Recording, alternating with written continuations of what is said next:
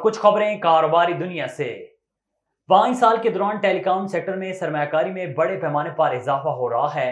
Report के मुताबिक telecom industry में मजमूई सरमायाकारी 5 अरब 57 करोड़ डॉलर हो गई, जबकि मोबाइल फोन इस्तेमाल करने वाले शहरियों की तादाद 19 करोड़ से तजावुज कर गई है।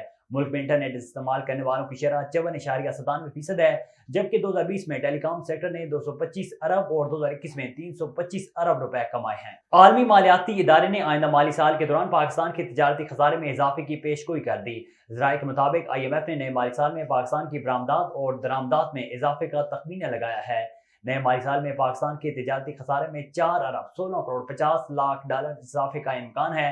ज़राए ने कहा है कि IMF ने आइंदा माली साल के दौरान पाकिस्तान की दरामदात में 5 अरब 51 करोड़ 70 लाख डॉलर, जबकि बरामदात में 1 अरब 35 करोड़ 20 लाख डॉलर इजाफे का तखमीना लगाया है। वफाकी वज़ीर जाम कमाल ने कहा है कि आने वाले 3 महीने मुल्क की मईशत और इंडस्ट्रियलिस्ट के लिए बहुत अहम है। वफाकी वज़ीर जाम कमाल ने कहा है कि बजट के आने से पहले हमारी पूरी कोशिश होगी कि मौसर हिकमत अमली तय करें।